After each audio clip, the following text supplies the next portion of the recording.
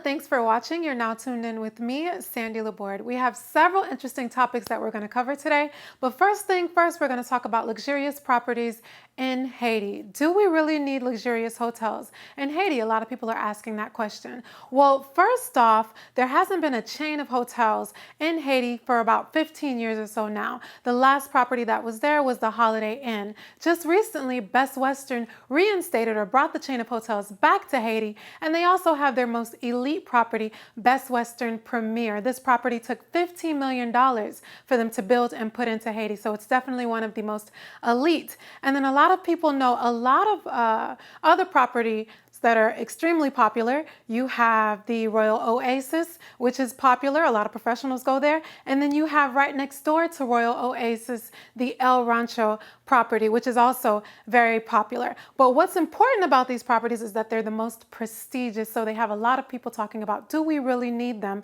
in Haiti? So another question is, well, who's going to Haiti to stay at these properties? So who's staying at these properties in Haiti? Well, actually, a lot of people have been traveling to Haiti recently. You have businessmen, professionals, investors, you have health aides, missionaries, philanthropists, and most importantly, Haiti's been working on its tourist sector, having more people come into the country for tourism. So you have tourists now visiting the property. So a lot of people that have relatives in Haiti may feel like, well, that's still not a reason to have these type of hotels. It is, because unlike ourselves who have family in Haiti, these people that are trying to come in and do a great work can't stay with local relatives. They need somewhere to function. And not only that, they need a property where they can sleep over at night, so room and board. They need electricity, internet, basic amenities. They just need a way to stay up and function. So what does the government have to say about luxurious hotels in Haiti?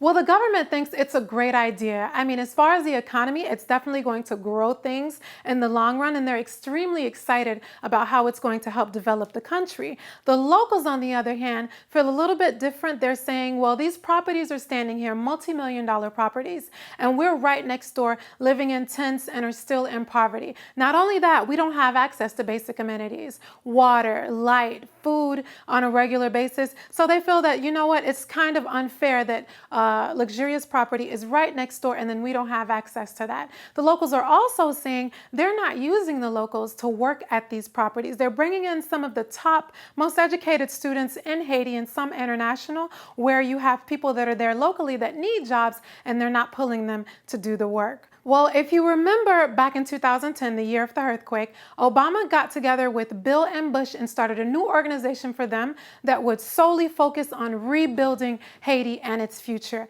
The Bill Clinton and George Bush Foundation, they actually support having luxurious hotel properties in Haiti because they say, you know what, it's going to build the economy. The effects will trickle down. The locals may not see it right now, but eventually they will see the benefits of having these properties. So they actually back it. What do I think of luxurious properties being in Haiti? I'm all for it.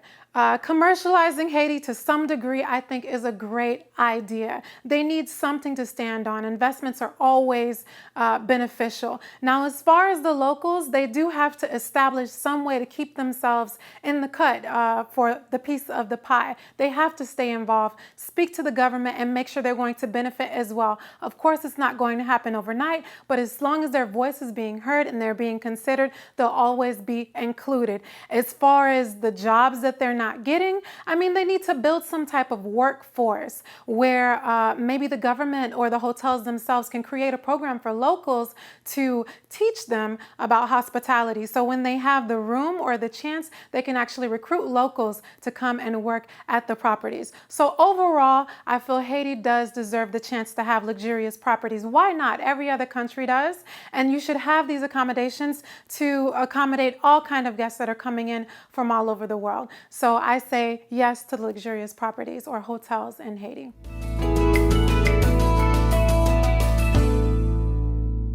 All right, let's get to the next issue that everyone is talking about, a stateless people in the Dominican Republic. So many of you may be asking, what is a stateless person? It's basically when your citizenship is removed or taken away from you. You're stripped of your right to being a citizen to a country. Now, internationally, usually the only time you're stripped of your citizenship rights is if you do something, a crime, commit a crime, and then it's taken away from you. Usually that's the case. But last year, in 2013, September, the highest court in the Dominican Republic actually ruled or put in place a new ruling that stripped 250,000 people of Haitian descent of their citizenship towards the Dominican Republic. So what does that mean? That means that that person's birth certificate, driver's license, voter's registration are now invalid. They can't buy property. They cannot legally get married. They can't register their children. They cannot continue education because, as we know, to go to school, you even need basic documents. They can't work. They can't do several different things in a community. So that leaves them stateless. So what does it mean for the people that are now stateless in the Dominican Republic, mostly people of Haitian descent? Well, the way that they put the ruling in place is that they said anyone who has parents that were not in the country prior to 1929 is not considered a Dominican. So that means that if your parents migrated to the Dominican Republic in 1930, no matter how many generations of your family were now born in DR, you are not a Dominican. And how did they basically carry this out? People one day would have their identification cards or birth certificates, try to do something.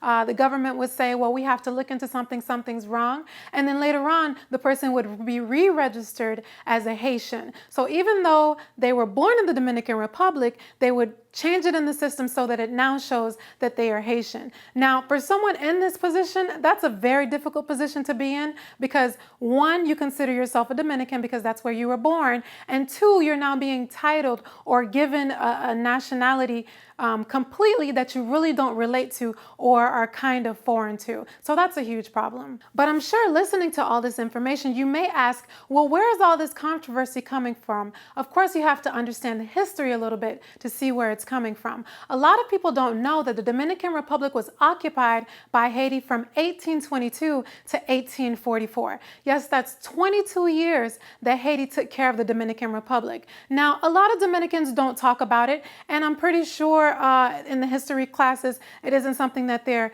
extremely proud of, but it's a fact. It actually happened. Another huge event that happened between Haiti and the Dominican Republic, which share one island, is the Parsley Massacre. So in 1937, President Trujillo at the time ordered all Haitians or anyone of Haitian descent that was on the Dominican Republic side to be executed immediately. So that's exactly what they did. They dragged everyone to the border and killed them, slaughtered them, massacred them with machetes or whatever weapons that they had. Now, as people know, Dominicans can sometimes be just as dark as Haitians. So the way that they determined whether or not you were of Haitian descent or Dominican was that they had you say the word parsley. And when you say it in Spanish, it's completely different if you don't actually have a Hispanic background. So those people, if they couldn't say parsley correctly, the way that Dominicans said, they were killed on the spot. And that massacre is known as the Parsley Massacre that happened at the border. Now, a lot of people watching this may say, well, why did all the Haitians migrate to Dominican Republic? You have your own country. Why didn't you stay in your country? Well, something that's not talked about a lot is that there were contracts that were set in place for workers to work temporarily in the Dominican Republic. So they actually picked up Haitians in their own country, brought them across the border, and for a certain amount of time, depending on the season, they were supposed to work as cane or field workers for a specific time and then brought back to their country. But unfortunately, the other end of that deal sometimes wasn't carried out. Yes, you would be brought across the border, but you wouldn't be taken back. And for someone who's not familiar with the country, it's just very difficult to get back to Haiti. So it's not that a lot of Haitians just up and left the country. Some of them were literally left in a position where they had no choice but to stay in the country. So what is the government in the Dominican Republic saying about the issue? Well, they say that they have the right to control immigration issues in their country, and everyone in the world world should legalize themselves, which is a very valid statement. Although they're also saying that if you take a look at the Haitian Constitution, it says that anyone of Haitian descent, no matter where you are, what country you are currently in, you have rights to citizenship in Haiti. So for instance, if you are of Haitian descent but you were born in America, the Haitian Constitution in Haiti says that you have rights to citizenship in Haiti. Of course, you just have to go through a process to establish it, but you still have rights to citizenship. So DR is saying the reason why they were okay with going ahead and carrying out this ruling is because, you know what, they're all Haitian citizens anyway, citizens of Haiti, so they can go back to that country at any time. So what does the world feel about what's going on right now in the Dominican Republic? Well, actually, the government, several different countries are not happy with the decision. They said that it's immoral to take away someone's citizenship after they've been born in that country. Also, many protests took place when they carried out this ruling. Here in the United States and all over the world, many people protested for the Dominican Republic to go back on the ruling that they carried out. Many of you know Nelson Mandela for all the great work that he did in Africa, but one of the things that he fought against was apartheid laws. And apartheid laws are legislatures or policies set in place to discriminate against a people based on their race. So that's kind of what's going on right now in the Dominican Republic. As far as the Haitian government, they have had several meetings among themselves, and they are working towards a solution for what's going on right now to people of Haitian descent in the Dominican Republic. So what do I think about the issue that's going on in the Dominican Republic? Well, I believe that you just simply can't leave an entire people stateless. People have to belong to some country to be held accountable for.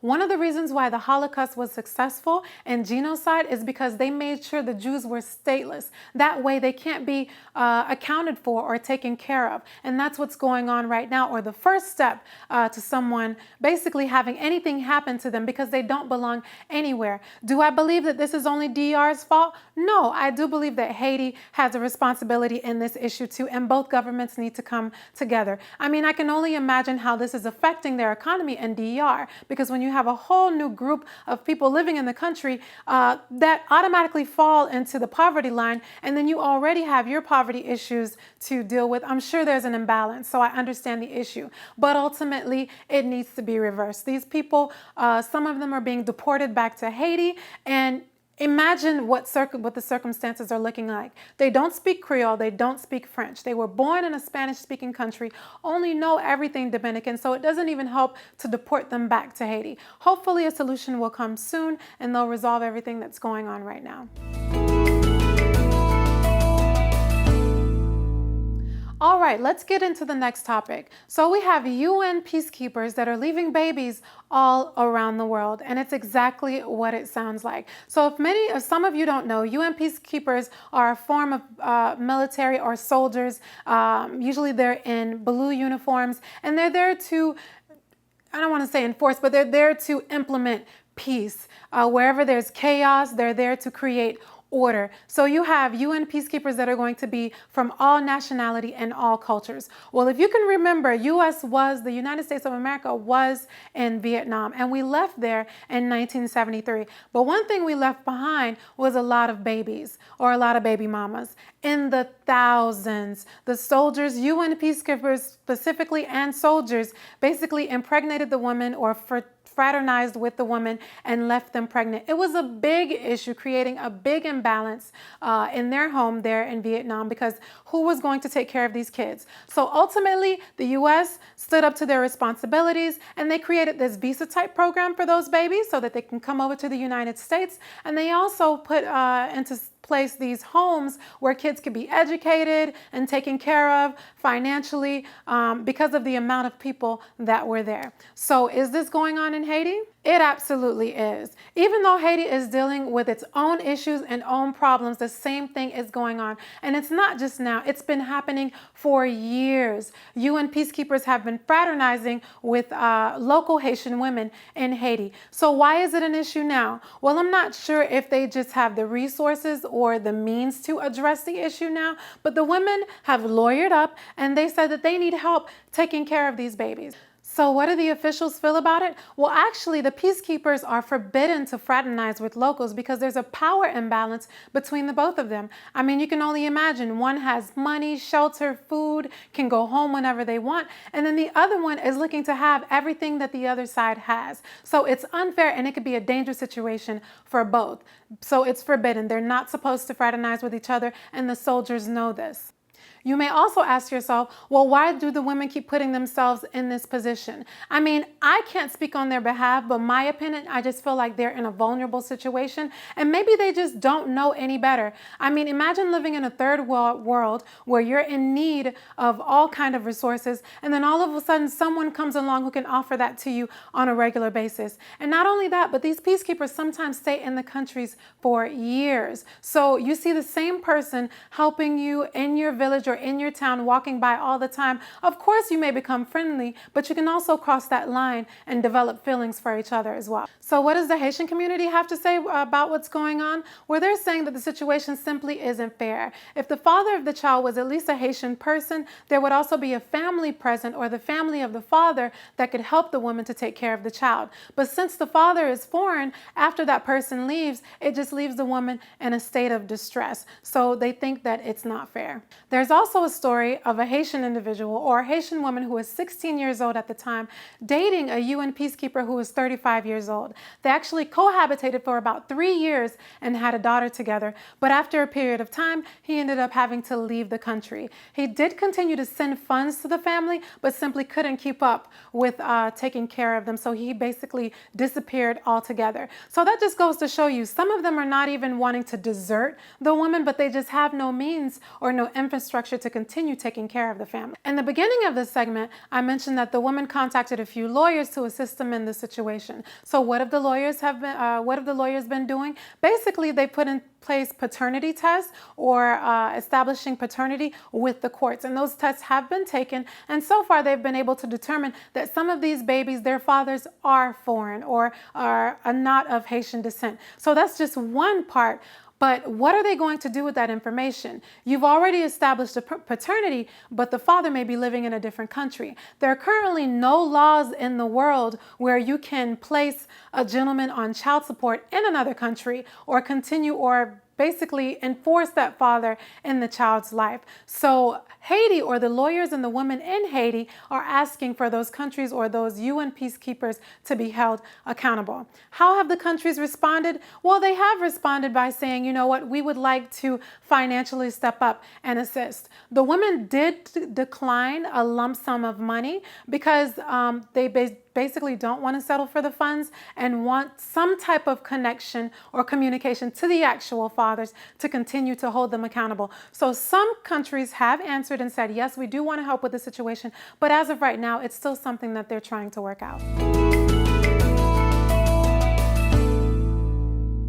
In this segment, I'd like to showcase someone who's doing a great work in Haiti or the Caribbean. Basically, Dennis O'Brien. If you haven't heard of him, you're very familiar with the work that he's doing. He's a British billionaire who started a telecom provider service that's called Digicel. In Haiti, Digicel is absolutely huge. Years ago, it was extremely difficult for someone to have some sense of a mobile phone or cell phone to use to communicate not only with people in the country, but also outside of the country. So when Dennis O'Brien came along with Digicel, it basically turned the country around. Today you have over 4 million users, or people that have access to cellular service and that are using Digicel, so it's extremely popular. And it's not just Haiti. Again, I mentioned Caribbean. Digicel is all over the place. So Trinidad, Jamaica, he's managed to implement the program in all of those countries as well.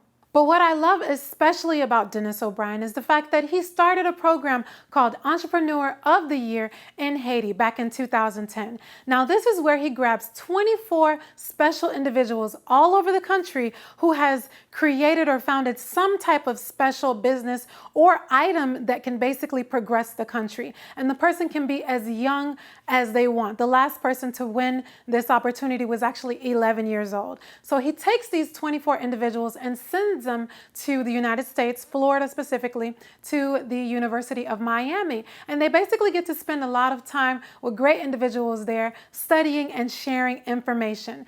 After their time at the University of Miami, he then, along with his board, chooses 11 individuals to proceed with. And those 11 people are the ones that are going to be the winners, and he actually finances whatever ideas that they came up with. So that's Dennis O'Brien of Digicel, who has a great program called Entrepreneur of the Year. Well, that's all I have for you today. Hopefully you enjoyed this segment. To see more videos, make sure you subscribe to Caribbean TV, our YouTube channel. Also, you can find me on Facebook, Sandy Laborde. Well, that's all I have for you. Tune in next time and have a good one.